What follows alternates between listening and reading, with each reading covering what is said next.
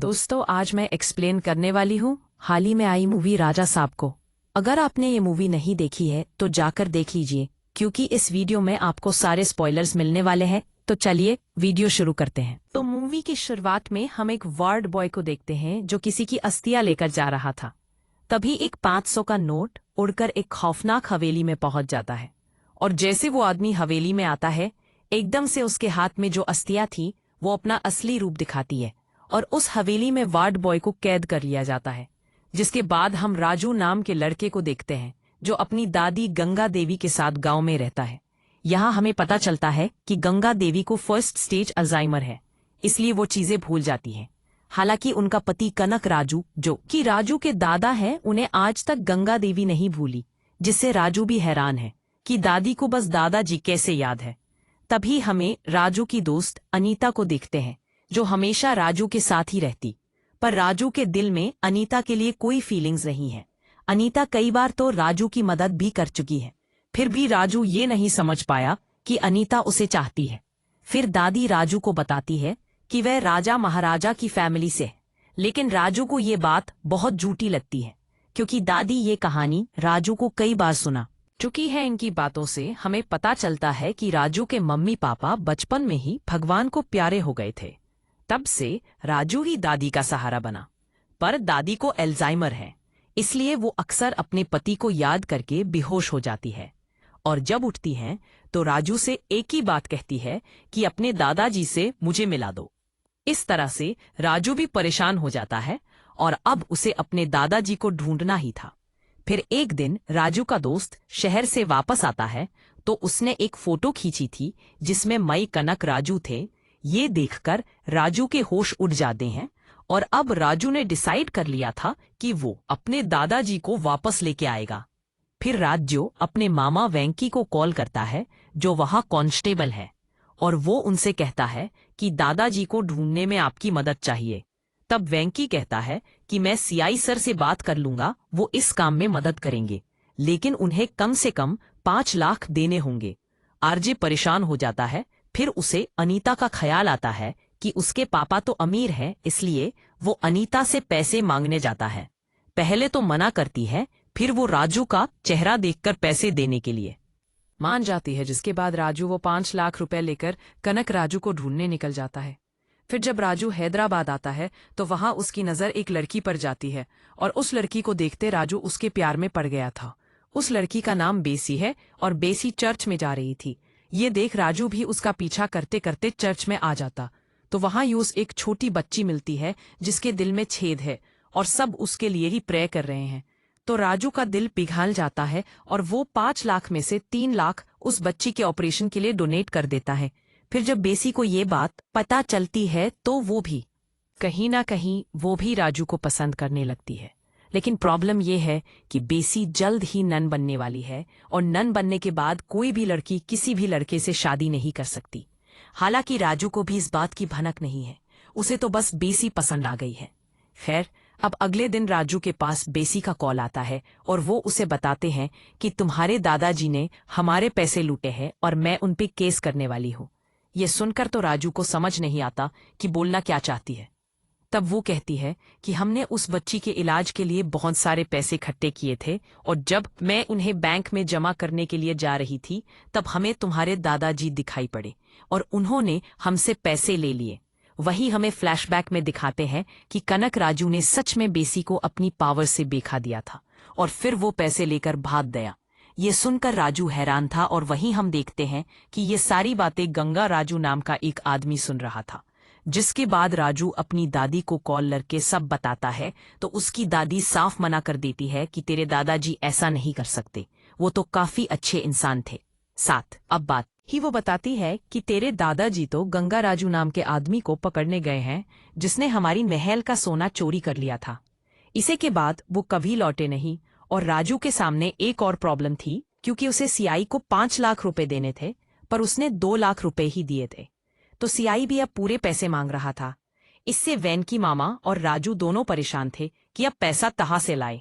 तभी राजू के सामने भैरवी नाम की लड़की आती है, और उसके हाथ में बहुत बड़ा सूटकेस था, और उस सूटकेस में 1 करोड़ रुपए थे। यहाँ भैरवी बता दे कि तुम्हारे दादाजी ने मेरे नाना की मदद की थी, इसे के बदले में मैं तुम्हें पैसे दे रही हूँ, लेकिन मेरी ये कंडीशन है।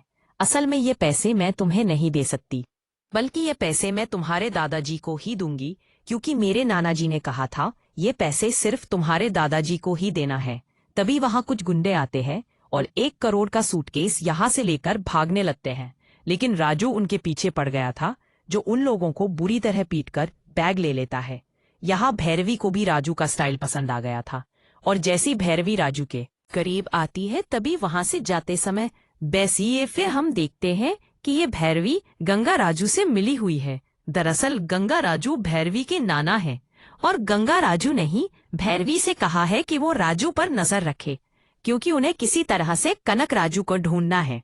अब अगले दिन राजू की और थोड़ी देर में पता चलता है कि उसकी दादी को कुछ लोगों ने पकड़ रखा है, क्योंकि दादी ने सोने की ज्वेलरी पहनी हुई थी। लेकिन तभी सही समय पर भैरवी वहां पहुंच जाती है और वो उन सभी लोगों को बुरी तरह से मारकर दादी को बचा लेती है। तब फिर राजू अपनी दादी को देखता है, जो कि बहुत परेशान थी। वो कहती है कि तेरे दादाजी मेरे सपने में आए थे, मैं उन्हीं से मिलने आई हूँ। तो राजू कहता है कि वे आसपास हैं, तो मैं उन्हें ढूंढ कर ले आऊंगा, आप चिंता मत कीजिए। फिर अगले दिन राजू की नजर गंगा राजू पर जाती है और उसे याद आता है कि इसे के कारण दादाजी हवेली से गए थे, इसलिए वो उसे मारने लगता है। तभी यहाँ पर भैरवी आती है और राजू को बताती है कि ये मेरे नाना जी हैं और इन्हें सब कुछ पता है, जो तुम सोच रहे हो वो तुम्हारी गलतफहमी है। फिर यहाँ गंगा राजू असली बात बताता है। वो कहते हैं कि तुम्हारी दादी कोई साधारण औरत नहीं है, वो देवनगर की महारानी थी, जिन्हें सब लोग गंगा देवी नाम से पुकारते थे। एक दिन गंगा देवी जब सभी को खाना खिला रही थी, तभी यहाँ पर एक भिखारी आया, जो कि कनक राजू था। कनक राजू ने गंगा देवी का हाथ पकड़ लिया, तो सभी सैनिकों ने कनक राजू को बहुत मारा। तब कनक राजू ने डिसाइड कर लिया कि वे कुछ भी करके गंगा देवी को अपना बना लेगा, ताकि उसकी सारी जायदाद उसकी हो जाए। इसके बाद वह एक बैरागी नाम के शैतान के पास गया, जिसे मायावी शक्तियों के बारे में सब पता था। तब बैरागी ने कनक राजू से बलि मांगी, तो उसने अपना हाथ काट के दे दिया। फिर उसने उसे सारी मायावी शक्तियां सिखाई, जिससे कि कनक राजू इसी को भी अपने वश में कर सकता था, और वह काफी ताकतवर भी हो गया था। फिर सब सीखने के बाद कनक राजू सीधा गंगा देवी के महल में पहुंचा, और वहां जाकर उसने गंगा देवी को अपने वश में कर लिया। जिसके बाद गंगा देवी ने कनक राजू से शादी कर ली, और कोई और कुछ नहीं कह सका। फिर जब कनक राजू ने इस महल में सारे हीरे जवाहरात देखे, तो वह सारे गहने चुराकर वहां से भाग गया, और सारा इल्जाम गंगा राजू पर डाल दिया गया था। उसके बाद गंगा देवी को देश से निकाल दिया गया, क्योंकि उसने कनक राजू से शादी कर ली थी। जिसके बाद गंगा देवी नॉर्मल जिंदगी जीने लगी। फिर गंगा राजू अब राजू को बताता है कि हमें कनक राजू के बारे में पता चला है, जो एक हवेली में रहता है, लेकिन कोई भी आम इंसान वहां नहीं जा सकता, क्योंकि वह हवेली बहुत खतरनाक है। फिर राजू कहता है कि उसने मेरी दादी के साथ बहुत गलत किया है, इसीलिए मैं दादाजी से बदला लेना चाहता हूँ।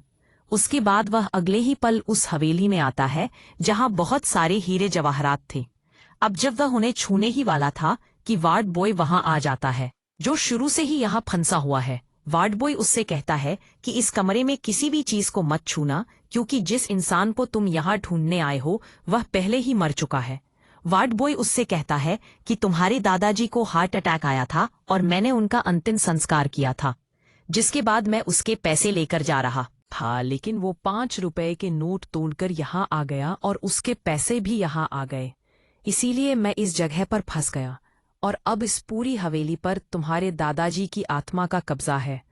तभी यहाँ कनक राजू की आवाज आती है, जो कहता है कि मेरी आत्मा इन सारे पैसों में बसती है। मैं मर गया हूँ, लेकिन इन पैसों की वजह से मैं अभी भी जिंदा हूँ। अगर किसी ने मेरे पैसे छूने की कोशिश की तो मैं उसे जान से मार दूंगा। जिसके बाद राजू और उसके साथ ही यहाँ से भागने की कोशिश करते हैं, पर वो यहाँ से भाग नहीं पाते और सारे लोग कैद हो गए थे। जिसके बाद ये लोग ऐसे ही रहने लगते हैं और राजू भैरवी के करीब भी आ गया था। फिर जब ये लोग दोबारा यहाँ से निकलने की कोशिश करते, फिर यहाँ राजू बेसी से कहता है कि तुम यहाँ क्यों आई हो। तो वो कहते हैं कि तुम्हारे दादाजी को सबक सिखाने के लिए उन्होंने मेरा पैसा चुरा लिया, पर राजू कहता है कि यहाँ की आत्मा हमें मार देगी। जिसके बाद ये लोग एक बहुत बड़े मनोविज्ञान शैलवी को बुलाते हैं, जो पहले भी ऐसे केसेस सॉल्व कर चुका है। फिर जब शैलवी यहाँ आता है तो पहला कदम रखते ही समझ जाता है कि यहाँ पर शैतानी ताकत काफी ज्यादा है। फिर सब देखने के बाद शैलवी बताता है कि आखिरकार यहाँ का गोश्त कौन सी शक्तियां इस्तेमाल कर रहा है। असल में वो लोगों को हिप्नोटाइज करता है और हेल्यूसिनेट करवाता है। शैलवी बताता है कि इससे लड़ने का सिर्फ एक ही उपाय है, तुम्हें अपने आत्मबल को बहुत ज्यादा मजबूत करना होगा और तुम्हें योग साधना से अपनी अलग दुनिया बनानी होगी। जिसके बाद शैलवी राजू को वे सारी चीजें सिखाने लगता है, लेकिन राजू के सामने बार बार कनक राजू के सारी इमेजिनरी वर्ल्ड आ रहे थे, जिससे राजू लड़ नहीं पा रहा था।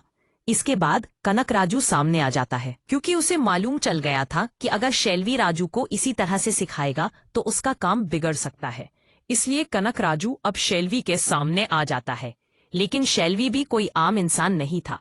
यहाँ इन दोनों के बीच में काफी दिमागी युद्ध होता है, लेकिन अंत में कनक राजू शैलवी को मारी डालता है, क्योंकि उसके पास ताकत थोड़ी ज्यादा थी। फिर हम देखते कि गंगा राजू के पास राजू का कॉल आता है कि कनक राजू की तबीयत बहुत खराब है, तो वो दादी को लेके हवेली आ जाए। तो गंगा राजू ऐसा ही करता है, वह तुरंत दादी के पास आता है और उनसे जाकर कहता है कि कनक राजू की हालत बहुत खराब है और वह अपने अंतिम क्षण में आपसे मिलना चाहते हैं। तब ये सुनने के बाद दादी बेहोश हो जाती है और उनकी हालत खराब हो गई थी। तब मही दादी को ब्रेन स्ट्रोक हुआ था, इसलिए उनकी हालत खराब थी। गंगा राजू अब राजू को कॉल लगाते और सब बताते हैं, तो वो उन्हें बताता है कि उसने तो ऐसा कोई कॉल किया ही नहीं था और ये जरूर कनक राजू का कोई खेल होगा। खैर, अब राजू को किसी भी हालत में हॉस्पिटल जाना था, इसलिए वे गुस्से में अपनी कार्ड निकालता है और तुरंत ही हॉस्पिटल के लिए रवाना हो जाता है। लेकिन मालूम चलता है कि राजू तो इसी हवेली में भटक रहा है, क्योंकि उसे कनक राजू ने अपनी इमेजिनरी वर्ल्ड में पकड़ लिया था। यही सारी बातें कनक राजू उससे कहने लगता है। यह सुनकर राजू को गुस्सा आ जाता है और उसे याद आता है कि कनक राजू की जान उसके पैसों में बसती है, तो वो उसके सारे पैसे को आग लगा देगा। तब कनक राजू हंसते हुए बताता है कि दरअसल तुम जिसे आग लगा रहे हो वे मेरा पैसा नहीं बल्कि तुम्हारी दादी है। फिर कनक राजू कहता है कि जब तुम महल को छोड़कर हॉस्पिटल गए थे तो तुम्हें ऐसा लगा कि तुम मेरी दुनिया में घूम रहे हो, लेकिन तुम हॉस्पिटल में थे और तुमने गुस्से में आकर अपनी दादी को ही आग लगा दी, जो कि अभी भी जिंदा थी। ये सब सुनकर राजू का पारा चढ़ जाता है और अब उसे कनक राजू को हराना था। तब वे अपनी आंखें बंद अमन मानता है रिलाया करता है और अपनी दादी माँ को याद करता है। तब गंगा देवी उसे बताता है कि वो हार नहीं मान सकता, वो देवी का अंश है। ये सुनकर राजू के अंदर एक अलग पावर आ जाती है।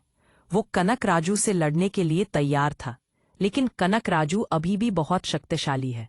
उसके पास काफी सारी शक्तियां हैं। यहाँ वो सारे हथकंडे अपनाता है, लेकिन राजू भी उसे कड़ी टक्कर देता है, जिससे वो आसानी से लड़ पा रहा था। अब जब कनक राजू को ऐसा लगता है कि वे हारने वाला है, तब वे अपने गुरु शैतानी बैरागी को याद करता है और कहता है कि आप मुझे अपना अंश बना लो ताकि मैं इसे हरा सकूं। तब बैरागी और कनक राजू दोनों मिल जाते हैं और यहाँ एक बहुत बड़ा दानव आता है, जो कि अब राजू को आसानी से मार देता। ये देख राजू को लगने लगता है कि वह इस जंग को हार जाएगा, लेकिन तभी फिर से वह अपनी आंखें बंद करता है और गंगा देवी कहती है कि तुम देवी का अंश हो, बस तुम्हें एक चीज करनी है, उन पंचभूती शक्तियों को याद करो और तुम अपने आप इस दानव को हारा दोगे। फिर जब राजू उन शक्तियों के बारे में सोचता है तो उसके अंदर एक अलग तरह की पावर आ जाती है और वो इस दानव को आसानी से मार डालता है। यानी राजू ने बैरागी और कनक राजू दोनों को मार दिया। जिसके बाद हम देखते कि राजू कनक राजू का अंतिम संस्कार कर देता है ताकि उनकी आत्मा को शांति मिले, और अब तो दादी भी कनक राजू को भूल चुकी थी। इससे राजू को तसल्ली मिलती है कि दादी बार बार बेहोश नहीं होगी। दादा के बारे में सोचकर तभी हम राजू की तरह दिखने वाले जोकर को दिखाया जाता है, जो पार्ट 2 की अनाउंसमेंट करता है, और यहीं पर यह मूवी खत्म हो जाती है। दोस्तों, आपको ये मूवी कैसी लगी कमेंट में जरूर बताइए। मैं उम्मीद करती हूँ कि आपको ये वीडियो जरूर पसंद आई होगी। चैनल के ऊपर नए हैं तो सब्सक्राइब कर लीजिए, वीडियो को लाइक कर दीजिए। मिलते हैं अगले वीडियो में, तब तक के लिए गुड बाय।